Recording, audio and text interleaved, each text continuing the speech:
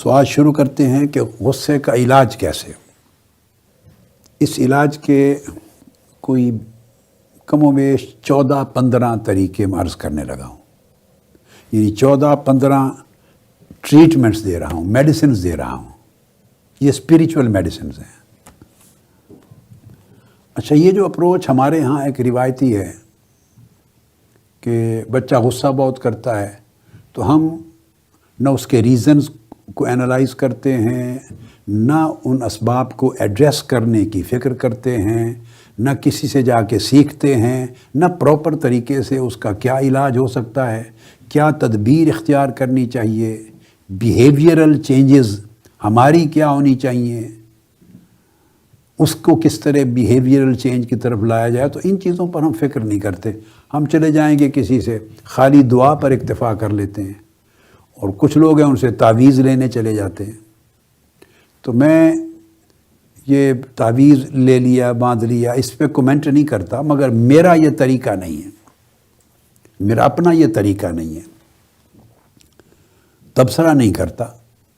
میرا طریقہ ہمیشہ ہر چیز کو ایڈریس کرنے کا یہ ہے کہ اللہ رب العزت نے اس مسئلے کا علاج کیا بتایا ہے، اللہ کے رسول نے اس مسئلے کا علاج کیا بتایا ہے، اور ماڈرن سائنس اس کو کس طرح ٹریٹ کرتی ہے. اور پھر صوفیاء اور اولیاء اور صالحین ہیں، وہ بھی اسی زمرے میں آ جاتے ہیں اللہ رسول کی تعلیمات سے. انہوں نے اپنی کتب تصوف میں، کتب سلوک میں کس طرح تلقین کی ہے. تو اس میں سب سے پہلے 2 چیزیں تو بالکل آسان بیان کرنا چاہتا ہوں. وہ یہ کہ جب بھی کبھی غصہ آئے تو آسان چیزیں، پھر اس کے بعد آگے آ جاتا ہوں. تو جس کو غصہ آئے قبل اس کے کہ اظہار کرے، جب وہ فیل کر رہا ہے غیظ کی کیفیت میں ہے اور وہ فیل کر رہا ہے کہ یہ ایجیٹیشن بڑھ رہی ہے اور ان قریب میں پھٹنے والا ہوں، تو وہ اعوذ باللہ من الشیطان الرجیم کا ورد شروع کر دے اور اس جگہ سے ہٹ جائے جہاں پر کھڑا ہے، جس پر اسے غصہ آ رہا ہے، اس جگہ سے اپنے آپ کو دور لے جائے اور دور لے جا کے استعاذہ کی مدد مانگے، تعوذ کرے، اللہ سے پناہ مانگے. حضور نبی اکرم صلی اللہ علیہ وآلہ وسلم نے فرمایا، اور سنن ابی داؤد میں یہ حدیث ہے کہ غصہ، جیسے میں نے بتایا، شیطان کا حصہ ہے. شیطان آگ سے بنا ہے، سو غصہ آگ ہے، آگ کی چنگاری ہے، شیطانی آگ کی چنگاری ہے. اسے بجھانے کے لیے پانی چاہیے. آقا علیہ السلام نے فرمایا جب غصہ آئے تو وضو کیا کرو. 2 چیزیں آ گئیں. پہلی بات تو غصے کی جگہ سے ہٹ جائیں، اس سچویشن سے، اس ماحول سے اپنے آپ کو فوری دور کر دیں.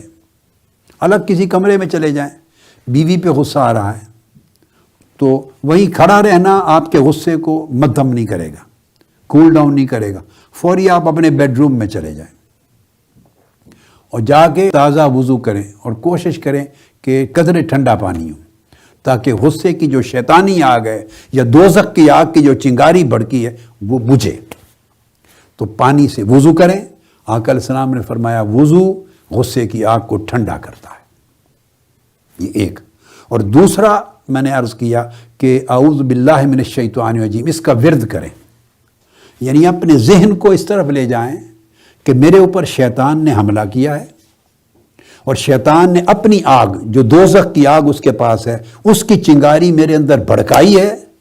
تو میں اللہ کی پناہ مانگوں کہ باری تعالیٰ مجھے شیطان کے اس حملے سے بچا، اس کے اثرات سے محفوظ رکھ، اور دوزخ کی، شیطان کی اس آگ کی چنگاری کو بھڑکنے نہ دے. میں تیری پناہ مانگتا ہوں، تیری مدد مانگتا ہوں. تو اللہ کی طرف رجوع کرے.